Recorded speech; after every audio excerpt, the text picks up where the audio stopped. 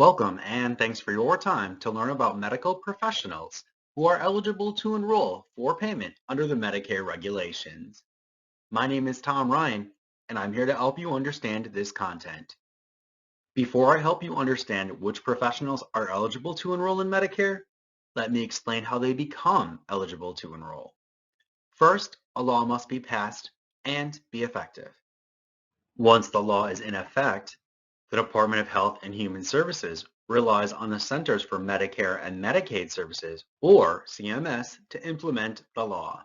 To do this, CMS uses the Code of Federal Regulations, or CFR, to allow public comments on their implementation plan. Once they finalize the information, it's published in the CFR as final. Then CMS publishes instructions to the Medicare Administrative Contractors, or MACs, in the Internet-only manual. During the provider enrollment process, the MACs follow the Internet-only manual to ensure all regulations are met. Provider enrollment is the first step in claims processing. If the federal law says you're not eligible to enroll, then we can't process your claims and pay you.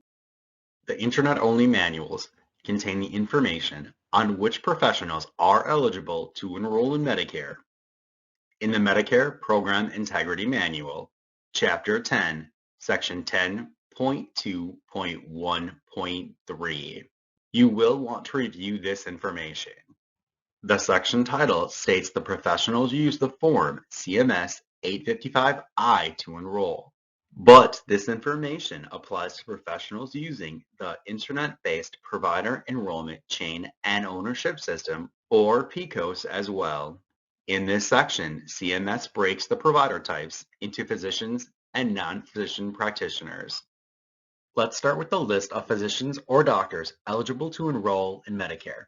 Medicare allows the following doctors to enroll for payment: medical doctors, doctors of osteopathic medicine, doctors of dental surgery, and doctors of medicine and dentistry, or doctor of dental medicine, doctors of podiatric medicine, doctors of optometry, last, doctors of chiropractic care. The CFR contains specific education and other requirements each doctor must meet for Medicare to complete the enrollment process. The IOM does not contain all the details needed by the MACs to enroll the doctors.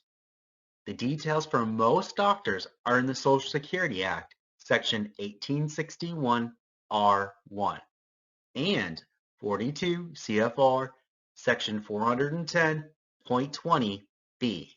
The exception to this is doctors of chiropractic care, who will need to look at 42 CFR Section 410.21.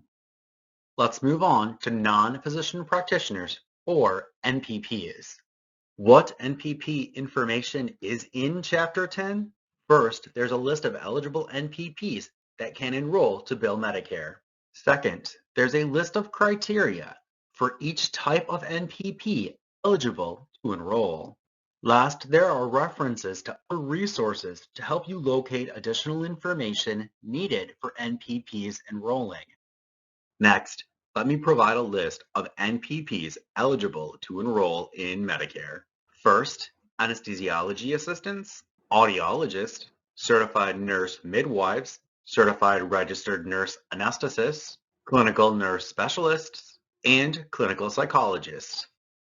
Let's continue with the list of NPPs eligible to enroll in Medicare. Clinical social workers, nurse practitioners, physician's assistants, psychologists practicing independently, registered dietitians or nutrition professionals, rehabilitation therapists in private practice, including occupational therapists, physical therapists, and speech-language pathologists. Also, you will want to review Chapter 10, Section 10.2.4. There are some eligible professionals listed in this section. For instance, residents meeting specific criteria, or a medical professional enrolling to be a mass immunizer only. There is also a separate section of Chapter 10 for eligible professionals who are not able to bill Medicare but can enroll to order or refer services. Review Section 10.3.1.5 and the Form CMS 855-0 to learn more about these professionals and their employment. Where they're employed is what makes them ineligible to enroll for payment, but still eligible to enroll to order or refer services. The following are important items to keep in mind about a professional enrolling in Medicare. A medical professional must have a current state license. The state license must be for the state they are practicing in. Medicare follows the State Practice Acts to determine if a professional can perform a service. Chiropractors are the exception to this rule. The Social Security Act limits the payable services to manual spinal manipulation. We often hear the question, how does a medical professional not eligible to enroll in Medicare still receive payment from Medicare? An example given is a registered nurse who is not eligible to enroll, but their group or doctor still receives payment for the nurse's services.